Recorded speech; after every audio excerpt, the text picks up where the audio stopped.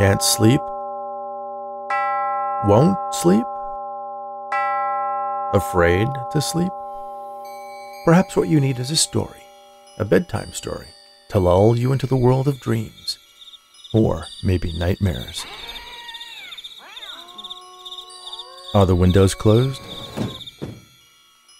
Are your doors locked? Maybe you should keep a light on in the hallway, just in case. Now settle in, make yourself comfortable, lay back, close your eyes, and let me tell you a story.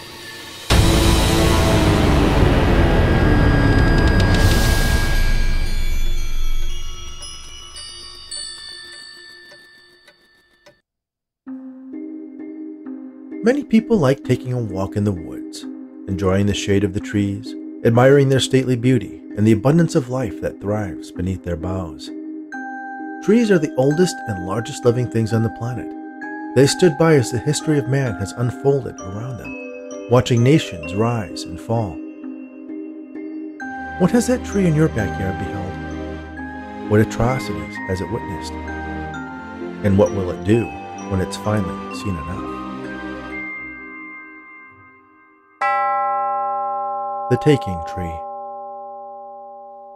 For all her young life, Grandpa had taught Daphne about the trees on their land, the different species, where they grew, which ones bore fruit and nuts, and what the various woods were useful for. When one fell in a storm, or had just reached the end of its time, if it was the right kind, he lovingly milled it into lumber, which he used to make the furniture he sold for a living. The rest they used as fuel for their stove and fireplace. At every opportunity he passed on his reverence for the trees to Daphne, instilling in her his devotion to the majestic forest that surrounded them. It seemed from Daphne's point of view that they went on forever. They would often walk along faint, shaded trails through the trees for hours. In truth, though at one time he laid claim to thousands of acres, over the years he had been forced to sell off various parcels to pay his taxes and other expenses when he didn't have enough wood to make tables and chairs to sell in town. At present he owned fewer than 100 acres, including the hill that his home and workshop were built upon. At the crest of that hill stood an ancient oak, its gnarled trunk so big it took Daphne 12 steps to walk completely around it. Its branches spread out so far that even on a sunny day it felt like dusk was looming when you sat beneath it. Eating lunch under its boughs with Grandpa was one of Daphne's favorite things to do. Even when it rained, they would enjoy the sandwiches and lemonade Grandpa would pack for them, the foliage shielding them just as well from a cool autumn shower as the hot summer sun. As the years passed, it was Daphne who took over the task of making the lunch, replacing the packaged cookies Grandpa would sometimes buy with one she baked herself, and adding a little less sugar to the lemonade than he did. She took one of the wooden rocking chairs from their front porch and placed it under the tree, as it was getting harder for Grandpa to get up and down off the gingham blanket she spread on the mossy ground beneath the old oak. She would fix him a plate with a sandwich and a pair of cookies. These days, the sandwich was often left untouched, but he always finished off the cookies, drinking the lemonade to quiet the coughing fits he seemed beset by more frequently each day. Grandpa insisted he was fine, but Daphne knew better. The cough he blamed on allergies and dust was getting harsher and wetter, and when she washed his clothes, she saw specks of blood on the crooks of his shirt sleeves. Then one day, Grandpa found himself unable to get out of bed. Daphne wanted to bring a doctor to their home, but he convinced her to just sit with him instead. A doctor would make him go to the hospital, and those places were noisy and stunk of medicine. He wanted to stay in his own bed, where the afternoon breeze carried in the scent of the woods and the flowers currently in bloom, and he could see the stately oak atop the hill through his window. Daphne brought his usual lunch into the bedroom on a tray and set it on the table next to his bed. Grandpa didn't even look at it. Not even the oatmeal raisin cookies that were his favorite. She sat on the rocking chair facing Grandpa. His gaze was fixed on the tree framed by the curtains of his bedroom window dancing in the breeze. "When was the last time I told you a story?" he asked in a hoarse voice. Daphne smiled. It had been years since she had grown out of that bedtime ritual, preferring to do her own reading of the books she regularly checked out of the modest library in town. "I don't know," she replied. "It's been a long time." Grandpa nodded, the movement of his head barely perceptible. "Did I ever tell you the story of the dryads?" he asked. Daphne certainly knew what dryads and hamadryads were. nymphs from Greek mythology that inhabited the woods and protected the trees. She had read about them in countless books and stories, but couldn't remember Grandpa ever telling her about them. "I don't think so," she replied. Grandpa closed his eyes for a moment, then turned to face Daphne, forcing his mouth into a smile. "You never needed to know," he said. "Know what?" "How they can be summoned.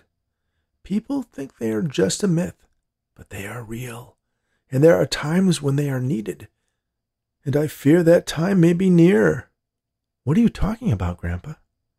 "I thought I would have more time to prepare you before I passed." Daphne fought back a tear. "Don't talk like that. You're going to live forever, Grandpa," she said. He smiled again. "I must pass on what I know. It cannot die with me, as I fear I am the last person on this earth to know how to summon the spirit of the tree." "You should rest, Grandpa. Don't try to talk. Save your strength." She reached out and placed her hand on his. His skin felt cold and papery. He grabbed her wrist with a force that frightened Daphne. The scars earned from decades of woodworking that formed a lattice along his forearm seemed to whiten with the strain. His eyes were wide open, and a sense of urgency shone from their dark pupils. "Listen to me. You must know how the dryad is called," he insisted. Daphne nodded. "Okay," she replied. The iron grip on her wrist relaxed, and his hand slackened and fell back onto the bed. He looked over at the glass of lemonade on the night table, and Daphne leaned over and guided its straw to his lips. He sipped slowly and carefully for a moment, then turned away, and Daphne returned the glass to the table. Grandpa took a deep breath. It seemed like he was going to start another coughing fit, but instead he turned his gaze back out toward the old oak. "You must take an acorn from the tree before it has a chance to fall to the ground," he recited, as if he was passing on something that was told to him generations past. "Then dig a hole under the branches of the tree, but where it can see the light of the full moon when it rises." Daphne couldn't make sense of what he was saying, but she listened intently anyway. "Do not wet it with water. You must use blood." He turned to face Daphne, a desperate look deepening his wrinkles. "You must use blood," he repeated. "Enough to soak the ground." He swallowed dryly. Daphne reached for the glass of lemonade, but he waved her off. She sat back, contemplating whether she should fetch a doctor despite Grandpa's wishes. He continued speaking as if talking in his sleep. "From an acorn sown in this manner will come the spirit of the tree, the dryad, and she will protect it and all the trees of the forest." His voice trailed off. Daphne had a sudden fear that he was dead, but then she saw his chest rise slightly, then fall again. And when she placed her fingers on his fragile wrist, she could discern a pulse. She sat there, just watching him sleep, rocking back and forth in the chair, hewn from the wood of a tree from his own forest. It rained that night, a storm that lasted from the last light of dusk until the sun finally broke through the clouds again at dawn. Daphne went into the kitchen to put on a kettle for tea. It wasn't until she had lit a fire in the old wood stove and sat down at the kitchen table that she noticed the back door was open. The threshold was still damp. It must have been open all night. Had someone broken in? Or had someone gone out? Daphne rushed to Grandpa's bedroom. The bed was empty. She ran back to the kitchen and out the back door. In the rain-soaked ground was a muddy trail, as if something had been dragged through it, bending the sparse blades of grass, leaving a rut that led up to the hill toward the old oak tree. Daphne followed the trail. "Grandpa," she shouted, "are you out here?" The tracks grew fainter as the grass got thicker, but the direction they were headed was unmistakable. At the base of the oak's trunk was a damp, dirty lump. She picked it up and discovered it was Grandpa's pajamas, soaked in mud. But where was he? Daphne stood at the base of the tree, glancing around the clearing that surrounded the hill for Grandpa or any signs of where he had gone. But there was nothing. How far could a sick, naked old man get? She wondered. "Grandpa," she called into the stillness of the morning. "Grandpa, where are you?" An acorn fell from a high branch and hit her on the head. She looked up, expecting to see him nestled up in the branches, grinning at her, ready to jump down and laugh at the grand joke he had played. But all she saw was the twisted ancient branches older than the United States, Grandpa had told her, with their shiny, pointed leaves and acorns dangling. Then she saw something else, something she'd never noticed before. A large burl, at least 6 feet across, set into the trunk about 10 feet off the ground. It must have been there for decades to have grown so large, but for some reason this was the first time she had seen it. Maybe she had never looked up at that spot before, or maybe there had been branches covering it that had fallen away. Then she looked down at the pile of dirty pajamas and underwear, wondering just where Grandpa had gone. It was about a month after Grandpa disappeared when the man showed up. Daphne saw him out the kitchen window. He emerged from the woods, pausing to inspect the trees. When he entered the clearing and saw the grand oak perched atop the hill, he cinched the straps of his backpack and strode directly toward it. Daphne went to the hall closet and took out the shotgun Grandpa kept tucked behind the winter coats and boots. She settled the weapon into the crook of her arm, then headed for the back door and set herself on a course for the tree. Her distance was shorter, and the man didn't seem to notice her approach, as his eyes were fixed on a towering trestle of foliage. Once he was close, she racked the shotgun. Its distinctive sound caught his attention. Daphne wasn't aiming it at him, but he raised his hands regardless, attempting to show he meant no harm. "Hold on there," he said in a surprisingly disarming voice. "No need to shoot. I surrender." "You're trespassing," Daphne told him. "Turn around and go back where you came from."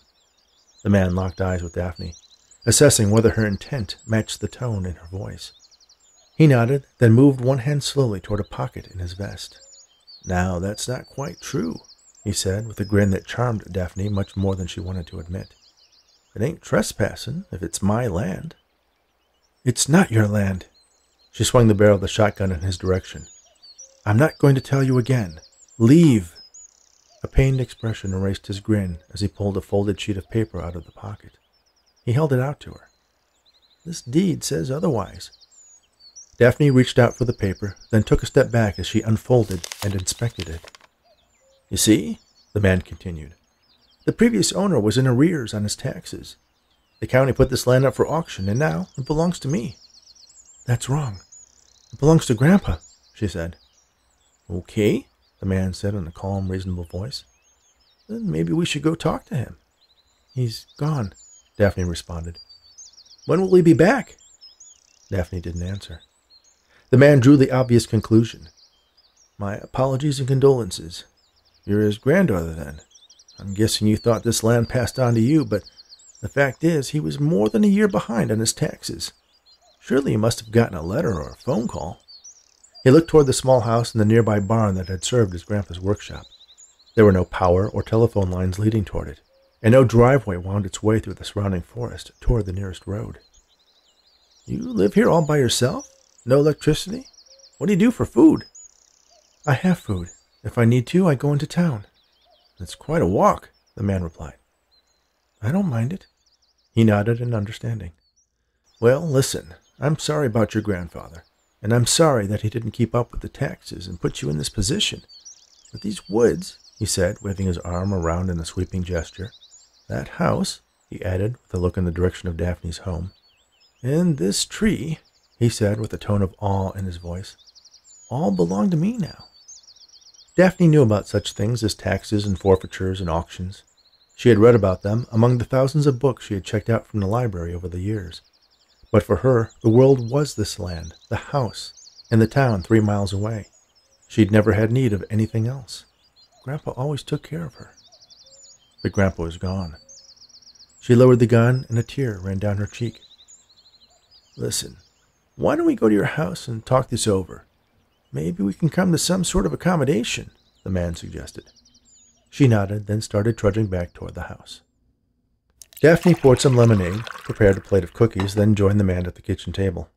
He was admiring its carefully crafted surface and the chair he was sitting on. "Did your grandfather make these?" he asked.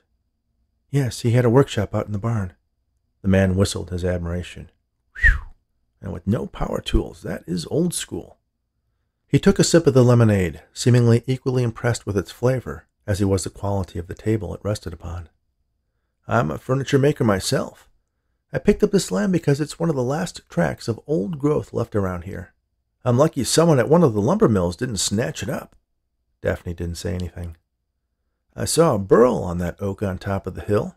Do you have any idea what a knot of wood that size is worth? He asked. She didn't answer. Thousands. If you were to make it into a dining room table, maybe a desk. Heck, a burl that size, I could do both with matching chairs. You want to cut down my tree? Daphne asked, horrified. The man laughed. Well, isn't that what they're for? He asked, patting the table they were sitting at. Grandpa never cut them down. He only took the ones that fell or were struck by lightning. He nodded. Probably why he couldn't pay his taxes. Daphne folded her hands in her lap and looked down. Look, I'm not a bad guy. There's no reason why you can't stay here. I won't even charge you rent. She looked up, hopeful. And you'll leave the trees alone? Well, then I'd be in the same spot as your grandfather, and the next guy to pick this place up would probably clear-cut the lot. There's a lot of valuable timber out there. No need to cut down the whole forest. And Grandpa's oak? She asked hopefully. He shrugged apologetically. You see now, that's the one that's going to allow me to be so generous. The man rose from the table, hefted his pack onto his back, and looked at Daphne. That's the deal. You can stay here as long as you like, but the trees belong to me now, he said. Take it or leave it. Daphne was silent. You think it over, he said, then grabbed a cookie and headed out of the house. Daphne searched through the old roll-top desk where Grandpa kept track of his furniture business. In one drawer, she found a stack of letters from the county, overdue notices and warnings. She tore them up in frustration, pounded the solid wood surface of the desk until her hands ached, and then leaned forward and rested her head on it and cried. What could she do? She was all alone. Then she remembered Grandpa's last conversation with her, the night before he disappeared. She recalled the ritual he had described to bring forth the dryad, the protector of the trees. It was crazy, but maybe there was something to it. Something had happened to Grandpa under that old oak. Could it have been a dryad that had taken him to his reward? To become a part of the trees he had loved so much? Had that burl been there all along, or was it? She struggled to remember what he had said. She knew it required a full moon, and fortunately one would be rising that very night. Also an unfallen acorn. The tree was ripe with them at present. And blood. She would have to soak the acorn in her own blood without somehow killing herself in the process. She found the large bowie knife in its sheath Grandpa always had attached to his belt, grabbed a washcloth and an old pillowcase from the linen closet, and climbed back to the top of the hill. The man was gone, and the sun was just starting to set. The moon would be rising over the eastern horizon, so she used the knife to carve a small ditch out of the densely packed soil under the tree, careful to remain under the protection of its boughs, but in a spot where the moonlight would find it. Then she searched the branches for the perfect acorn, one that wasn't still green but instead plump with promise. She carefully plucked one from its branch and nestled it into the rent earth. Kneeling, Daphne positioned her arm over the hole, then ran the razor-sharp blade of the bowie across her flesh.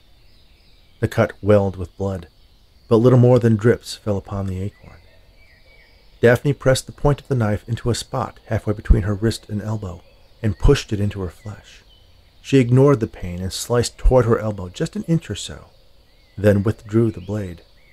Blood quickly pooled on her arm. She positioned the wound directly over the acorn, then let the blood spill into the ground. There was so much. Within seconds, the acorn was submerged in the thick red liquid. She grabbed the washcloth and pressed it against the wound.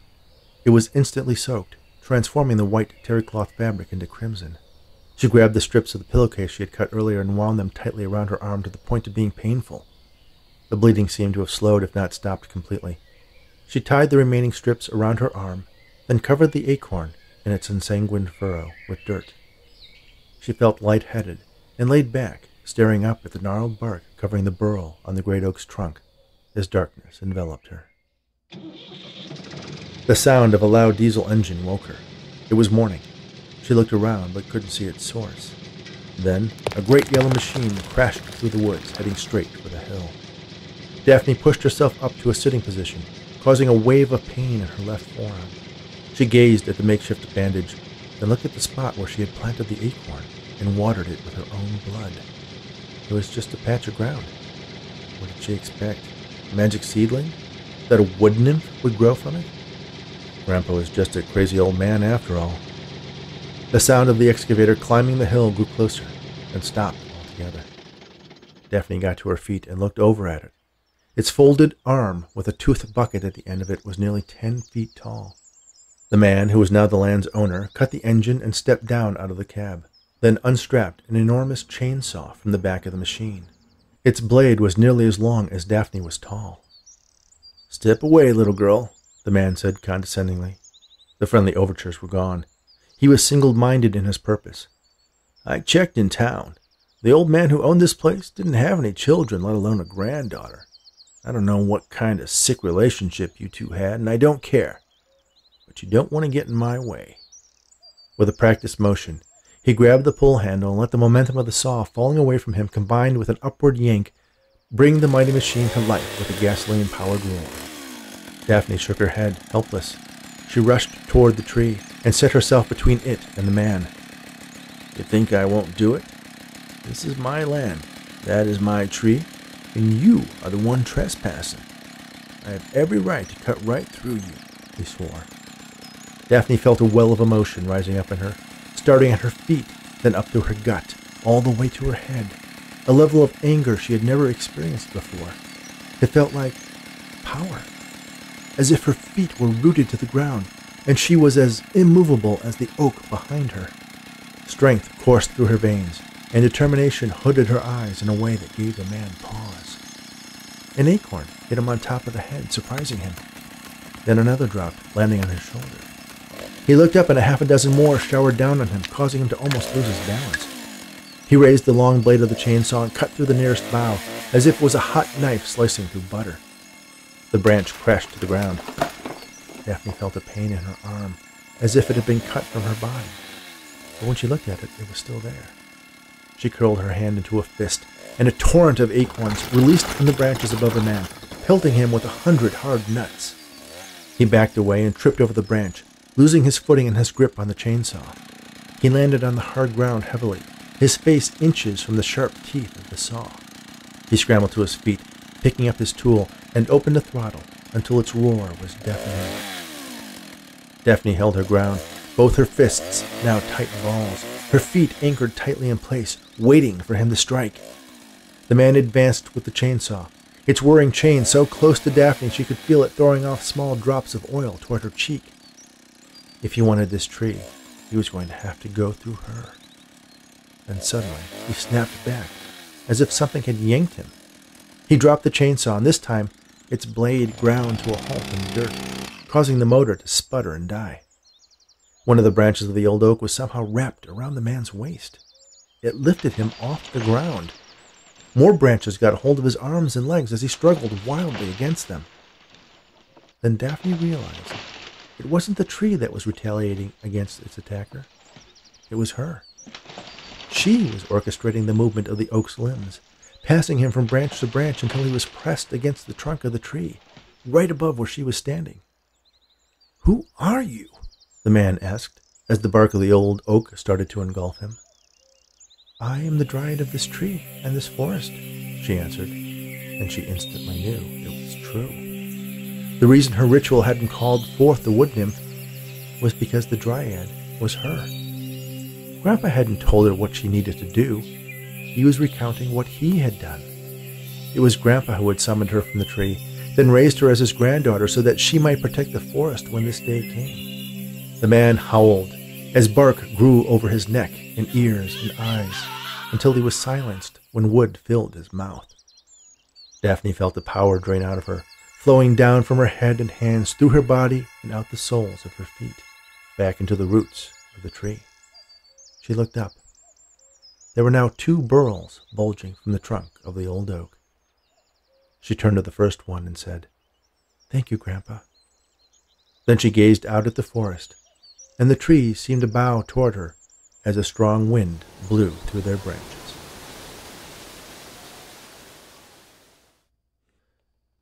Thank you for listening to The Taking Tree, written especially for the Bedtime Stories for Insomniacs Fiction podcast by Rich Hosek. Please remember to subscribe on your favorite podcast app or Audible. Rate us on Apple and Spotify, and share these stories with your friends or anyone who enjoys audiobooks. Speaking of audiobooks, if you're a fan of the paranormal, Near Death, A Rainy Day Investigation, is currently being serialized on this very podcast.